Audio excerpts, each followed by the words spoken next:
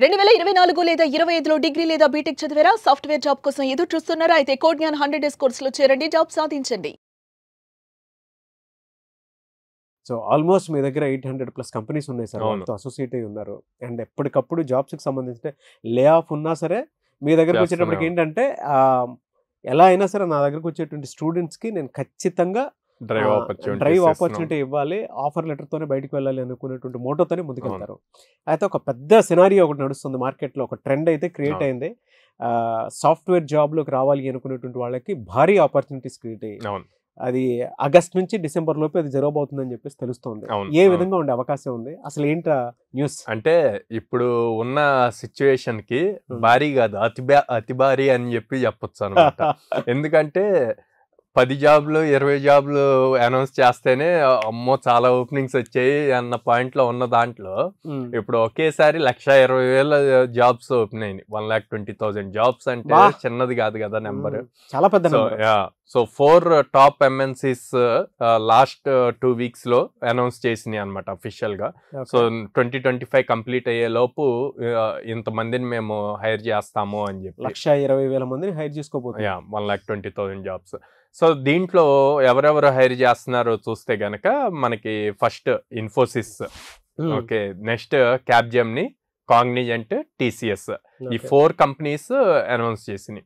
So Infosys వచ్చేసి like వాళ్ళు ఒక 20,000 to 25,000 స్టూడెంట్స్ని ఫ్రెషర్స్ని హైర్ చేస్తామని చెప్పారు. ఇన్ఫోసిస్లో జాబ్ క్రాక్ చేయాలి అంటే ఇన్ఫిటిక్యూ ఎగ్జామ్ని క్లియర్ చేయాలండి. ఇన్ఫిటిక్యూ ఎగ్జామ్ క్లియర్ చేయాలి అంటే ఏదర్ జావాలో కానీ పైథాన్లో కానీ కోడింగ్ సాల్వ్ చేయాలి. ఓకే, సో ఈ రెండిట్లో స్ట్రాంగ్ గా ఉంటే గనక ఇన్ఫిటిక్యూ ఎగ్జామ్ కంప్లీట్ అవుద్ది, వాళ్ళకు ఆపర్చునిటీ వస్తుంది నెక్స్ట్ రౌండ్స్ కి. అదే కాగ్నిజెంట్ తీసుకున్నారు అనుకోండి, కాగ్నిజెంట్ వచ్చేసి మీకు అగైన్ మళ్ళీ సేమ్ 20,000-25,000 స్టూడెంట్స్ ఫ్రెషర్స్ని హైర్ చేస్తామంది. పర్టికులర్గా డొమైన్ స్పెసిఫిక్ చెప్పారనమాట. ఏమని, బ్యాంకింగ్, హెల్త్ కేర్, ఇన్సూరెన్స్, ఈ డొమైన్స్లో మేము హైర్ చేస్తాం. సో అంటే కోడింగ్ స్కిల్స్తో పాటు ఏదర్ పైథాన్ ఆర్ జావా, ఈ కోడింగ్ స్కిల్స్తో పాటు ఆ పర్టికులర్ డొమైన్ నాలెడ్జ్ కూడా ఉండాలి. అంటే ఆ డొమైన్స్లో ఈ టెక్నాలజీస్ యూజ్ చేసి ఎలాంటి అప్లికేషన్స్ బిల్డ్ చేస్తున్నారన్న రీసెర్చ్ చేసి దాని మీద కొంత ఇన్ఫర్మేషన్ వీళ్ళు రెడీ అయ్యి వెళ్ళాలి ఇంటర్వ్యూకి. నెక్స్ట్ వచ్చేసి క్యాప్జెమిని వచ్చేసి 40,000 హైరింగ్ అనౌన్స్ చేసింది. సో వీళ్ళు వచ్చేసి ఏం చేస్తున్నారంటే హైరింగ్లో స్టూడెంట్కి ఉన్న కోడింగ్ స్కిల్స్తో పాటు క్లౌడ్ లెవెల్లో ఎంత నాలెడ్జ్ ఉంది అన్నది చూస్తున్నారు.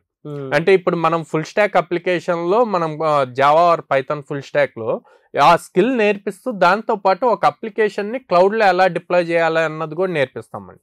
సేమ్ వాళ్ళు కూడా అదే చెక్ చేస్తున్నారు. సో అప్పుడు మన దగ్గర ట్రైన్ అయిన స్టూడెంట్స్కి ఈజీ అవుతుంది అది క్రాక్ చేయటం. సో అది క్యాప్జెమినిలో ఆల్మోస్ట్ 40,000 స్టూడెంట్స్ వాళ్ళు అనౌన్స్ చేశారనమాట. నెక్స్ట్ ఇన్ని రోజులు మనం 2-3 weeks బ్యాక్ కూడా అంత పెద్ద న్యూస్ అనమాట, గవర్నమెంట్ జాబ్ లాంటి కంపెనీ కూడా లే ఆఫ్ చేస్తుంది అని చెప్పి వాళ్ళు కూడా ఫ్రెషర్స్ కి ఓపెనింగ్స్ ఇచ్చారు. టీసీఎస్ 12,000 మెంబర్స్ లే ఆఫ్ వాళ్ళు ఎప్పుడైతే లే ఆఫ్ చేశారో ఇంకా ఐటీ ఇండస్ట్రీ కంప్లీట్ పడిపోయింది, సర్దుకొని వెళ్ళిపోవటం అన్న న్యూస్లు కూడా మనం భారీగా చూడటం జరిగింది. సో వాళ్ళు ఓపెన్ స్టేట్మెంట్ ఇచ్చారు, మేము ఇప్పుడు సీనియర్ లెవెల్ వాటికి, ఎక్స్పీరియన్స్ లెవెల్ వాటికి హైరింగ్ చేయట్లేదు, ఫ్రెషర్స్ మీద ఎక్కువ ఫోకస్ చేస్తున్నాము అని చెప్పి 40,000 ఫ్రెషర్ హైరింగ్ అనౌన్స్ చేశారనమాట. సో టీసీఎస్ ఎన్క్యూటీ అనే ఎగ్జామ్ ఉంటుందండి. దీంట్లో ఈ ఎగ్జామ్ క్వాలిఫై అవ్వాలి. అది క్వాలిఫై అవ్వాలి అంటే యాప్టిట్యూడ్ రీజనింగ్ ఒకటి వచ్చి ఉండాలి. నెక్స్ట్ వచ్చేసి Java or Python any programming లాంగ్వేజ్లో కోడింగ్ స్కిల్స్ ఉండాలి సాల్వ్ చేయడానికి. సో అది కనుక క్వాలిఫై అయ్యారంటే జాబ్ ఖచ్చితంగా వస్తుంది అన్న పాయింట్.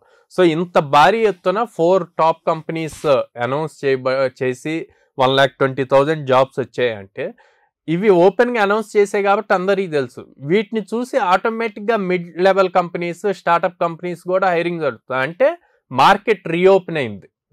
మార్కెట్ రీఓపెన్ అయ్యి నెంబర్ ఆఫ్ జాబ్ ఆపర్చునిటీస్ ఎక్కువ వస్తున్నాయి అనమాట. సో జాబ్ ఆపర్చునిటీ వచ్చే టైంకి స్టూడెంట్ రెడీగా ఉండాలి. ఆపర్చునిటీ వచ్చే టైం స్టూడెంట్ రెడీగా లేదనుకో ఆపర్చునిటీ మిస్ అయినట్టే కదా.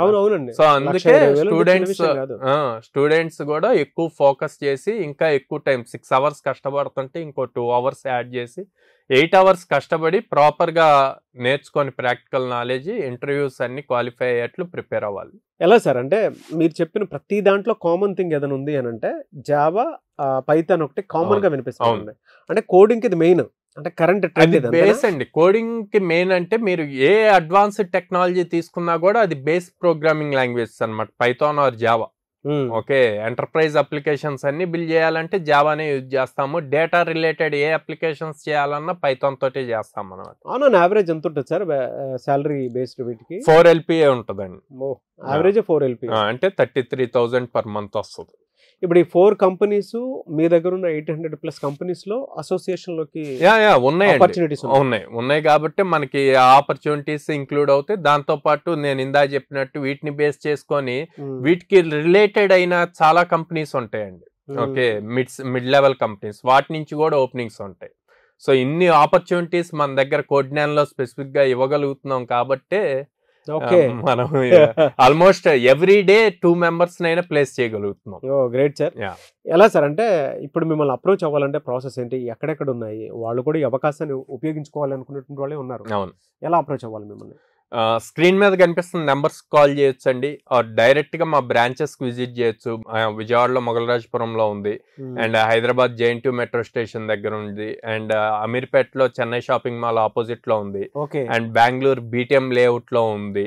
సో పేరెంట్స్ డైరెక్ట్ గా ఆఫీస్ కి విజిట్ చేసి వాళ్ళకున్న డౌట్స్ అన్ని మా కౌన్సిలర్స్ తో మాట్లాడి క్లారిఫై చేసుకొని, ప్రజెంట్ ఎవరైతే స్టూడెంట్స్ చదువుతున్నారో వాళ్ళ దగ్గర ఫీడ్బ్యాక్ తీసుకొని అప్పుడు జాయిన్ చేయమని. అట్ ద సేమ్ టైం మనకి ఎక్కువగా middle class, lower middle class families నుంచి ఎక్కువ స్టూడెంట్స్ వస్తారు. సో వాళ్ళ ఫీజిబిలిటీ కోసం లో కాస్ట్ EMI ఆప్షన్ కూడా ఉంది.